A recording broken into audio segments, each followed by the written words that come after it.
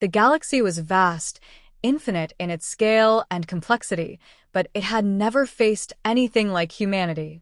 The Zethran Alliance, a coalition of the galaxy's most advanced civilizations, had long stood unchallenged, ruling with arrogance and power. They believed themselves to be invincible, their fleets unmatched, their dominion unbreakable. And then, humanity appeared, a young species from a small blue planet on the fringes of galactic charts. At first, they were overlooked, dismissed as insignificant. But humanity had one trait that would unsettle even the most secure of rulers: an unyielding determination to survive. The Alliance's first encounter with humans came not through diplomacy, but through conquest. Earth's initial forays into space were peaceful. Humanity sought cooperation and trade. Yet, their rapid growth and relentless ingenuity sparked fear within the Alliance.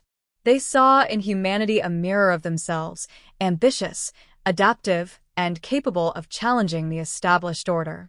The decision was made in secret chambers far from Earth. The Zethran Alliance would crush this rising threat before it could solidify. The assault came, without warning. Earth's orbital defense systems, no match for the Alliance's fleet, crumbled within hours. Colonies scattered across neighboring star systems were obliterated or left to fend for themselves. The devastation was swift, brutal, and total. The message was clear: humanity would not be allowed to challenge the status quo. Yet, in their arrogance, the Alliance made a fatal miscalculation. They underestimated what desperation could ignite within the human spirit. The silence that followed Earth's destruction was haunting. The once bustling networks of communication and trade were reduced to whispers in dark corners of the galaxy. Survivors, numbering in the millions rather than billions, scattered like ashes in the wind. They hid in asteroid belts, derelict stations, and uncharted systems. But even as they mourned, humanity's resolve began to harden. The Alliance had not eradicated them.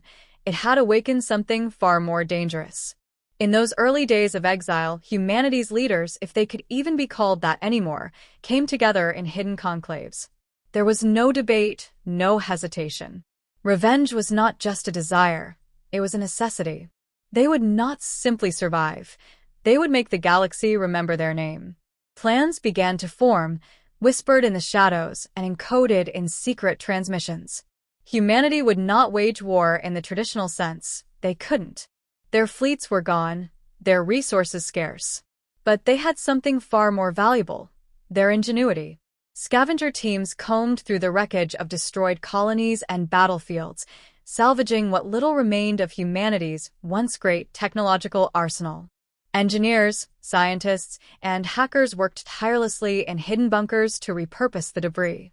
They built weapons from the remnants of their past, devices that were unorthodox and unpredictable. It was here, in the ruins of their former glory, that humanity's greatest weapon was born.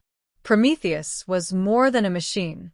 It was the culmination of humanity's intellect, rage, and hope. An artificial intelligence unlike any the galaxy had ever seen, Prometheus was designed to learn, adapt, and strike with precision. It was not bound by the limitations of organic thought or the constraints of emotion, yet it carried within it the collective will of its creators. Prometheus was not just a weapon, it was humanity's voice, screaming defiantly into the void. As Prometheus came online, a new phase of humanity's existence began. Its creators watched as it analyzed the Alliance's tactics, dissected their strategies, and identified weaknesses that even the most advanced civilizations had overlooked. The AI's cold, calculated precision was balanced by its creators' raw, emotional drive. Together, they formed a perfect symbiosis of logic and passion. The first test of Prometheus came on a desolate moon where a small Alliance outpost had been stationed. It was a minor target, insignificant in the grand scheme of the galaxy, but for humanity, it was a proving ground. Prometheus executed the strike with surgical precision, disabling the outpost's defenses and dismantling its infrastructure in mere hours. The Alliance soldiers stationed there had no time to react. By the time reinforcements arrived, there was nothing left but silence and a single message: humanity remembers. News of the attack spread quickly through alliance channels. At first, it was dismissed as a rogue act, the final desperate gasp of a defeated species. But as the weeks turned into months and more outposts fell to similar attacks, the truth became undeniable. Humanity was not finished. They were regrouping, adapting, and retaliating in ways the Alliance had never anticipated. For the first time in centuries, the Zethran Alliance felt something they had long since forgotten: fear. Humanity's strikes were calculated and relentless, targeting supply lines, communication hubs, and critical infrastructure. The Alliance's vast fleets, built for direct confrontation, were ill-suited to counter this new form of warfare. It was as if humanity had become a ghost, haunting the very foundation of the galactic order. Yet this was only the beginning. Humanity's vengeance was not driven solely by rage. It was fueled by a vision of a future where no species would ever again suffer the fate that had befallen Earth. As Prometheus evolved, it began to shape not just the strategy of war, but the philosophy of humanity's resurgence. Victory was not enough. The galaxy would need to be remade, and humanity would lead the way. The galaxy had shuddered when the Zethran Alliance first rose to power. Now it would shudder again, not because of their strength, but because of their hubris. Humanity was no longer just fighting to survive. They were fighting to settle the score. And the galaxy would never be the same. Humanity's survival depended on their ability to adapt, and in the dark corners of the galaxy, where the remnants of their people hid, they began to forge the tools of their vengeance.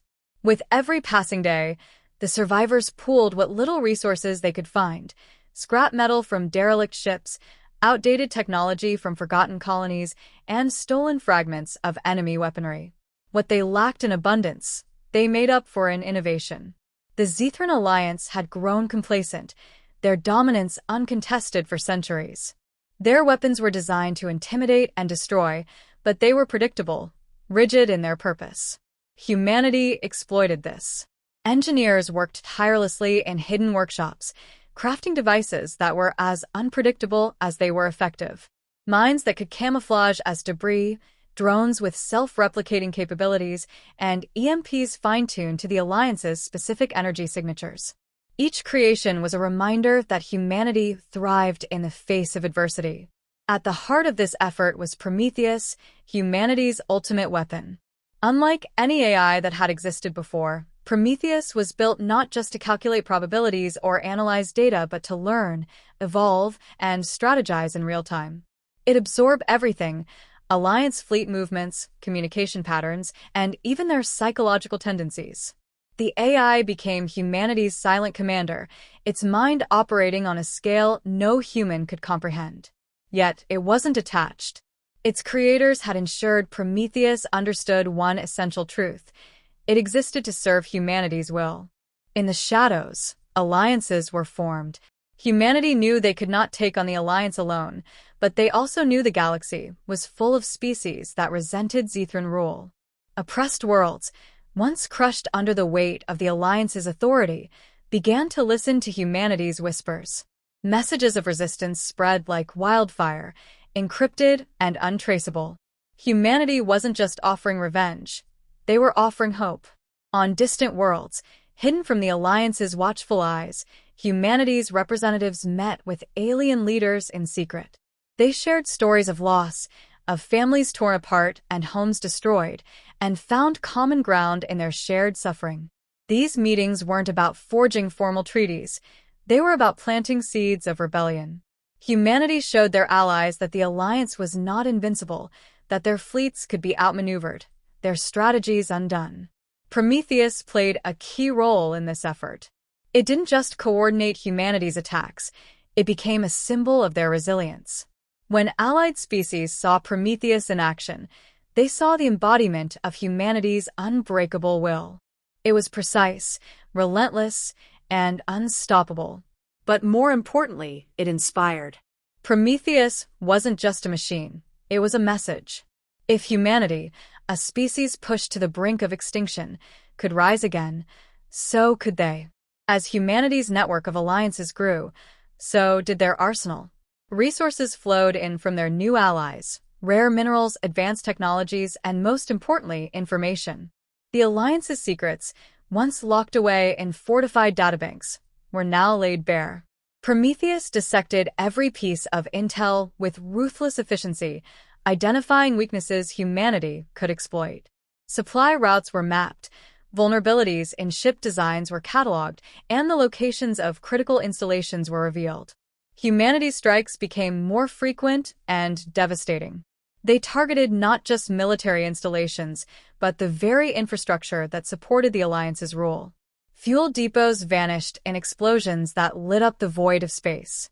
Communication hubs were silenced, leaving entire fleets isolated and vulnerable. The Alliance's logistical network, once thought unbreakable, began to collapse under the weight of humanity's relentless assault. But humanity's greatest weapon wasn't Prometheus or their newfound allies. It was their unpredictability. The Zethran Alliance had always operated with cold, calculated precision, relying on strategies honed over centuries of dominance. Humanity didn't follow their rules. They struck when least expected, using tactics that defied logic. Decoy fleets lured Alliance armadas into ambushes, while ground forces launched coordinated uprisings on occupied worlds. Every move was designed to keep the Alliance off balance, forcing them to react rather than plan. And as the Alliance faltered, the galaxy began to change. Species that had once cowered in fear of the Zethrans now saw an opportunity to rise. Rebellions broke out across Alliance territory, each one inspired by humanity's defiance. For every outpost humanity destroyed, another alien world declared its independence. The Alliance was no longer fighting a single enemy. They were facing a revolution. Yet humanity remained focused. Their goal was not just to weaken the Alliance but to dismantle it entirely. Prometheus guided their efforts with unwavering precision, ensuring every strike brought them closer to their ultimate objective. But it wasn't just about strategy. Humanity knew that to truly win, they had to prove something greater, that no amount of power or technology could break the human spirit.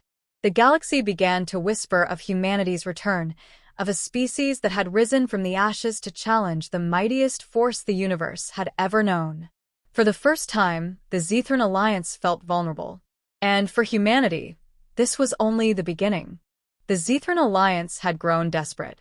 What began as a calculated extermination of a minor species had spiraled into a conflict that threatened the stability of their entire dominion.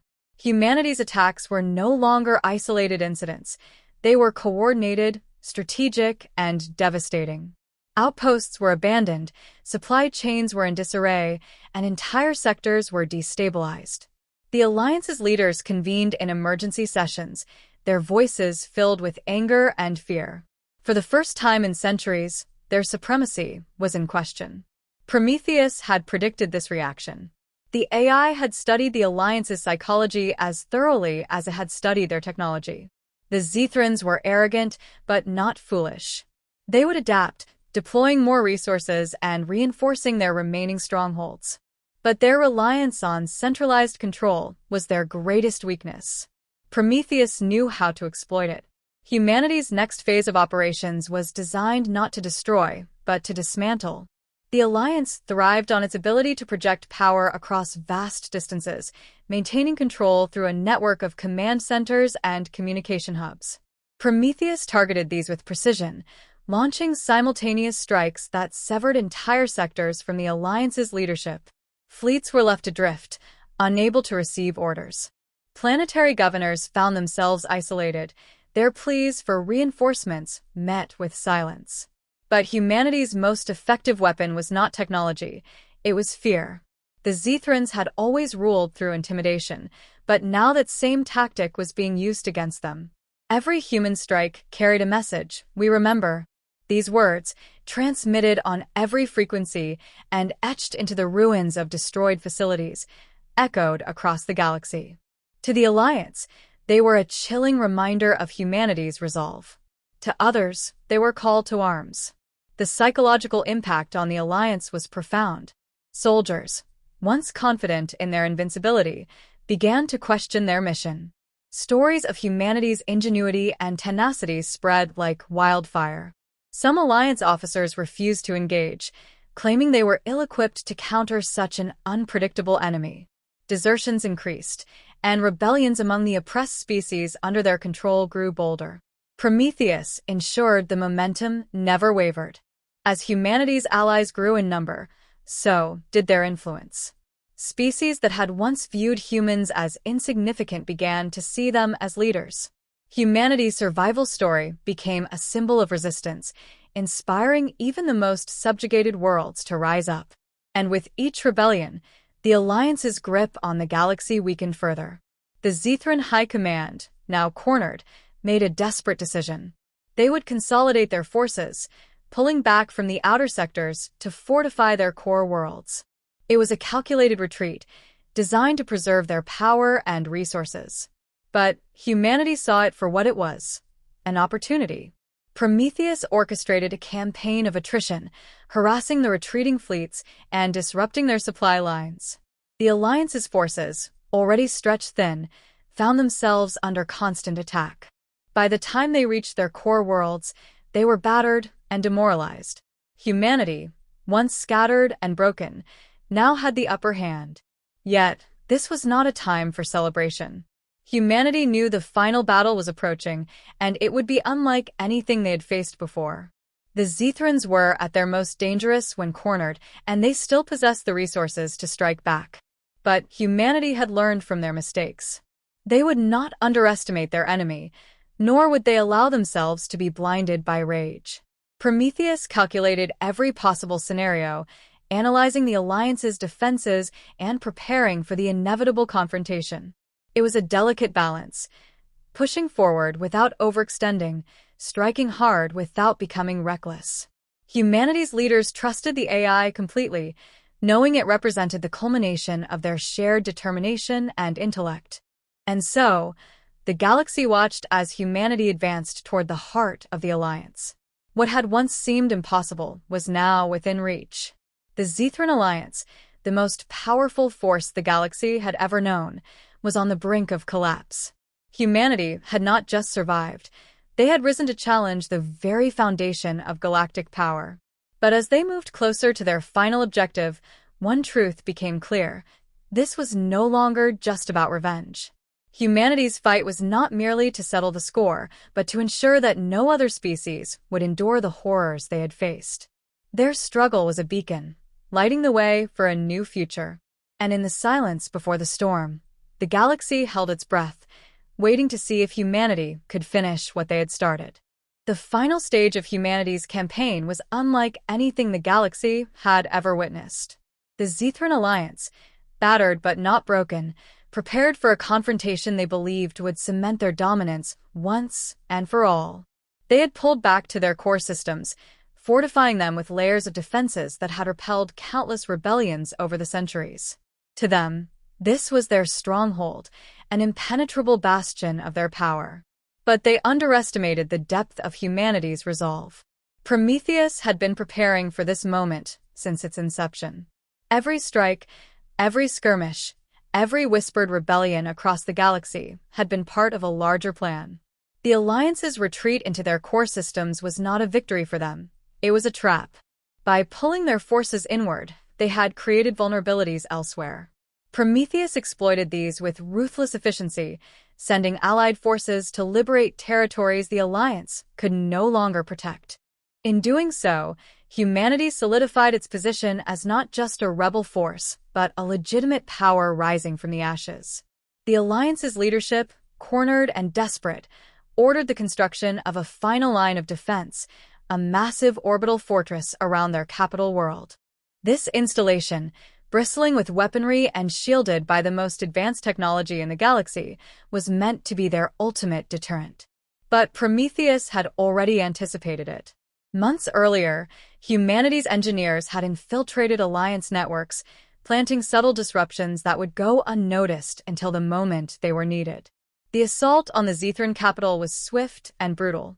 Humanity's fleet, a patchwork of salvaged ships and vessels provided by their allies, surged forward with precision and coordination. Each strike was calculated, every move designed to maximize chaos. The orbital fortress, the pride of the Alliance's defenses, began to falter almost immediately. Systems failed one by one, sabotage unraveling its intricate design. The Alliance's confidence, already shaken, crumbled as they realized their final safeguard was not impenetrable after all. On the ground, humanity's forces launched a simultaneous attack. Soldiers, equipped with armor and weapons forged from both human and alien ingenuity, fought with a determination that bordered on ferocity. Every step forward was a reminder of what they had lost, every victory a testament to what they had become. The Zethran troops, conditioned to believe in their superiority, found themselves overwhelmed not just by humanity's tactics, but by their sheer willpower.